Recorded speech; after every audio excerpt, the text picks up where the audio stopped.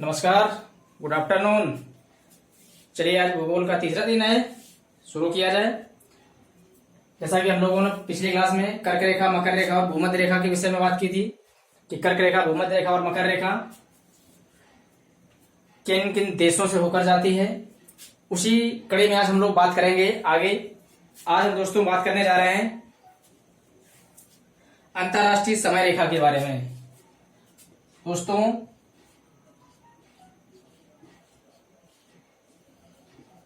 अंतरराष्ट्रीय समय रेखा। दोस्तों, अंतरराष्ट्रीय समय रेखा के बारे में बात करने जा रहे हैं, जिसको बोलते हैं 0 डिग्री देशांतर।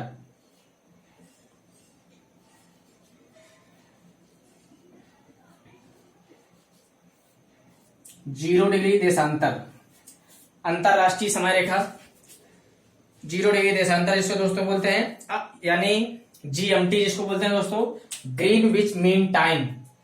अंतरराष्ट्रीय समय रेखा वह रेखा है जिससे पूरे दुनिया का समय निर्धारण किया जाता है, क्योंकि 0 डिग्री देशांतर इंग्लैंड के लंदन शहर के नियरेस्ट ग्रीनविच नामक स्थान से होकर गुजरती है। अब दोस्तों देखना कि ये अंतरराष्ट्रीय तिथि रेखा, अंतरराष्ट्रीय समय रेखा जो है किन किन देशों से होकर गुजरती है। तो दोस्तों ये गुजरती है यूके, फ्रांस, स्पेन। दोस्तों यूके मतलब यूनाइटेड किंगडम, यूनाइटेड किंगडम बोलते हैं, इंग्लैंड को ही बोलते हैं दोस्तों। तो ये रहे आपके यूरोपियन कंट्री, ये यूरोप से हैं दोस्तों। अब ये देखते हैं अफ्रीका महाद्वीप से कहां से गुजरती है। Algeria,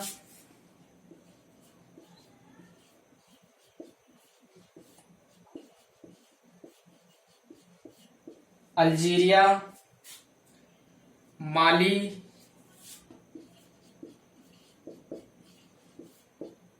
Togo, Ghana. ये दोस्तों अफ्रीकन कंट्री है। Ghana, Burkina Faso, Burkina Faso,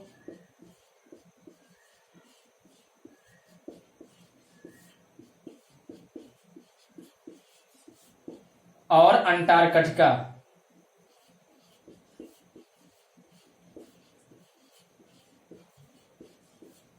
इन जगह से दोस्तों United Kingdom, France, Spain, Algeria, Mali, Togo, Ghana, Burkina Faso, Antarctica से अंतरराष्ट्रीय समय रेखा यानी 0 डिग्री देशांतर होकर जाती है। ये दोस्तों आपको पता होना चाहिए। इसके बाद अब देखना है दोस्तों कि ये 0 डिग्री, 0 अक्षांश और 0 देशांतर किस महासागर को काटती है। दोस्तों बहुत ही महत्वपूर्ण बताने जा रहा है कि 0 डिग्री अक्षांश एवं 0 डिग्री देशांतर 0 डिग्री अक्षांश एवं 0 डिग्री देशांतर किस महासागर को काटती है दोस्तों। तो ये अटलांटिक महासागर को काटती है।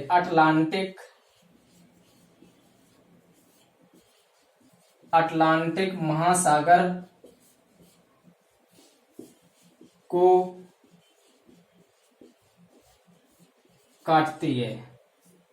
दोस्तों बहुत ही इंपॉर्टेंट है कि 0 डिग्री अक्षांश, 0 डिग्री देशांतर किस महासागर को काटती है। तो ये काटती है अटलांटिक महासागर को, अटलांटिक महासागर के। तो इसके बाद दोस्तों आज हम लोग बात करने जा रहे हैं संक्रांति के विषय में। दोस्तों सभी जानते हैं कि इंडिया में मकर संक्रांति मनाई जाती है। दोस्तों हम आज संक्रांति के विषय में बात करने जा रहे हैं, ये तो आपको पता होना चाहिए। अंतरराष्ट्रीय समय रेखा के बारे में 0 डिग्री देशांतर जिसे बोलते हैं, ये यूनाइटेड किंगडम, फ्रांस, स्पेन और अफ्रीका के अल्जीरिया, माली, टोगो, घाना, बुर्किना फासो, अंटार्कटिका से होकर जाती है। दोस्तों अगला पॉइंट जो है कि 0 डिग्री अक्षांश और 0 डिग्री देशांतर संयुक्त रूप से अटलांटिक महासागर को काटते हैं।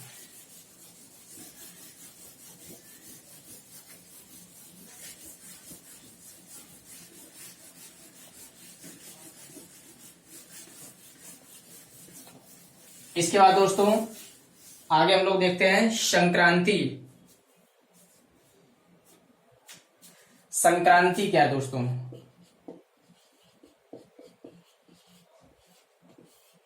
देखिए दोस्तों, संक्रांति वह भौगोलिक स्थिति होती है, वह भौगोलिक स्थिति होती है जब ग्लोब में उत्तरी गोलार्ध और दक्षिणी गोलार्ध में सूर्य दो स्थितियों में रहता है। पहले सूर्य उत्तरायण की ओर पलायन करता है, उत्तरायण की मतलब उत्तरी गोलार्ध में पलायन करता है, फिर धीरे धीरे धीरे उत्तरी गोलार्ध से वो पलायन करते हुए दक्षिणायन की ओर आ जाता है, यानी दक्षिणी गोलार्ध में आ जाता है। इस प्रक्रिया को, सूर्य की इस प्रक्रिया को दोस्तों संक्रांति कहते हैं, संक्रांति कहते हैं। तो दोस्तों समझ गए। अब संक्रांति के बारे में बात करते हैं। ये दो प्रकार की होती है संक्रांति। दोस्तों संक्रांति दो प्रकार से होती है। एक होती है कर्क संक्रांति और एक होती है मकर संक्रांति। कर्क संक्रांति दोस्तों, दूसरा मकर संक्रांति।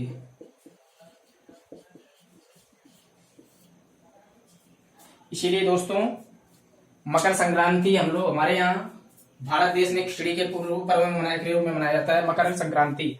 आज उसी के बारे में हम लोग बात करने जा रहे हैं। तो दोस्तों पहले हम आज बात करेंगे कर्क संक्रांति के समय की कर्क संक्रांति को क्या है।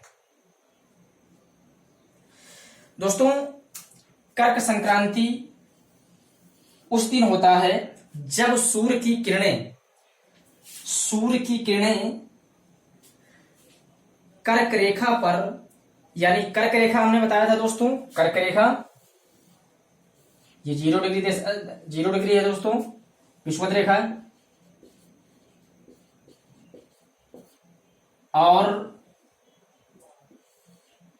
उत्तरायण की जब पलायन करेंगे तो 23.5 डिग्री, ये दोस्तों आपकी है कर्क रेखा। और 23.5 डिग्री अगर नीचे आ जाएंगे तो ये हो जाएगी मकर रेखा। मकर रेखा हो जाएगी दोस्तों। यानी जब सूर्य की किरणें इस कर्क रेखा में लंबवत पड़ती हैं दोस्तों, लंबवत, जब सूर्य की किरणें किसी स्थान पर लंबवत पड़ेगी तो उस स्थान का टेम्परेचर, तापमान बहुत ज्यादा हो जाएगा, तो वहां पर गर्मी ज्यादा पड़ने लगेगी दोस्तों, गर्मी ज्यादा पड़ने लगेगी। और दोस्तों यही अगर स्थिति देखा जाए तो हमारे यहाँ दोस्तों भारत में ये कर्क संक्रांति का जो दिन है वो 21 जून को पड़ता है दोस्तों। 21 जून को होता क्या है दोस्तों? कर्क संक्रांति 21 जून को, यानी कर्क रेखा पर सूर्य लंबवत पड़ता है, और लंबवत पड़ने पर इस दिन उत्तरी गोलार्ध के जितने भी देश हैं उन देशों में 21 जून को दिन सबसे बड़ा होता है। सबसे बड़ा दिन उत्तरी गोलार्ध का 21 जून को होता है। तो दोस्तों 21 जून को ही कर्क संक्रांति होती है, कर्क संक्रांति। अब दोस्तों अगर बात की जाए हम लोग मकर संक्रांति के बारे में कि मकर संक्रांति के अबाउट क्या है मकर संक्रांति, तो ये आप समझ गए दोस्तों कि कर्क संक्रांति का सबसे बड़ा दिन कौन सा होता है, तो 21 जून को, क्योंकि 21 जून एक ऐसा दिन है, एक ऐसी तिथि है जिस दिन सूर्य पूरी तरह से कर्क रेखा पर लंबवत पड़ता है, और इसी दिन सबसे तेज गर्मी भारत में पड़ती है। भारत में क्या, उत्तरी गोलार्ध के सभी देशों में पड़ती है। अब दोस्तों हम लोग बात करने जा रहे हैं मकर संक्रांति के अबाउट कि मकर संक्रांति क्या है। दोस्तों मकर संक्रांति की अगर बात की जाए तो अब सूर्य मकर रेखा पर लंबवत पड़ता है, सूर्य की किरणें मकर रेखा पर लंबवत पड़ती हैं। अब दोस्तों सूर्य की किरणें जब मकर रेखा पर लंबवत पड़ेंगी, दोस्तों सूर्य की किरणें जब मकर रेखा पर लंबवत पड़ेंगी तो इस दिन दक्षिणी गोलार्ध का सबसे बड़ा दिन माना जाएगा। और वो दोस्तों स्थिति होती है 22 दिसंबर। 22 दिसंबर यानी दोस्तों अगर हम बात करें कि कर्क रेखा में कर्क संक्रांति में उत्तरी गोलार्ध में सबसे बड़ा दिन 21 जून को होता है। मकर संक्रांति में 22 दिसंबर को होता है। यानी 22 दिसंबर को दक्षिणी गोलार्ध में 22 दिसंबर को सबसे बड़ा दिन मनाया होता है। 22 दिसंबर यानी दक्षिणी गोलार्ध में जो देश दक्षिणी गोलार्ध में दोस्तों आते हैं, तो 22 दिसंबर को होता है। इसके बाद दोस्तों अगर हम लोग बात करें तो दोस्तों ये कर्क संक्रांति और मकर संक्रांति के अबाउट पता चल गया होगा। अब हम लोग एक नई चीज सीखने जा रहे हैं। विषु क्या है? विषुवत ये भौगोलिक स्थिति में दोस्तों एक नई प्रक्रिया है जो आपको काफी लोगों को पता होगा, कुछ लोगों को नहीं पता होगा विषु क्या होता है। अब दोस्तों अभी आपने कर्क रेखा पर पढ़ा, अभी आपने मकर रेखा पर पढ़ा कि सूर्य किरणें लंबवत पड़ती हैं तो ये दिन बड़ा होता है।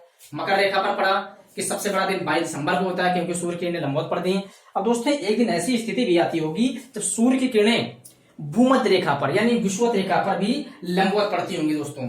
तो जिस दिन सूर्य की किरणें भूमध्य रेखा पर या विषुवत रेखा उसी को बोलते हैं भूमध्य रेखा पर सूर्य की किरणें लंबवत पड़ती हैं, उस दिन रात और दिन बराबर होते हैं जब भी पड़ती हैं।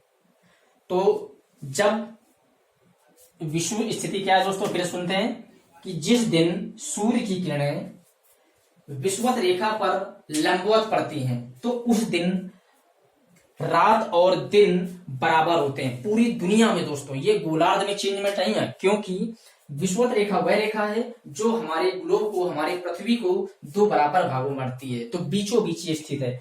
तो जब सूर्य की किरणें विषुवत रेखा पर लंबवत पड़ती हैं तो पूरे विश्व में बड़ा दिन यानी दिन और रात बराबर होते हैं दोस्तों। अब विषु दो प्रकार का होता है दोस्तों। विषु दो प्रकार का होता है, एक होता है शरद विषु और एक होता है बसंत विषु। यानी ये स्थिति शरद ऋतु में 22 सितंबर को होती है दोस्तों, 22 सितंबर को दोस्तों। और बसंत ऋतु में होती है 21 मार्च को। 21 मार्च।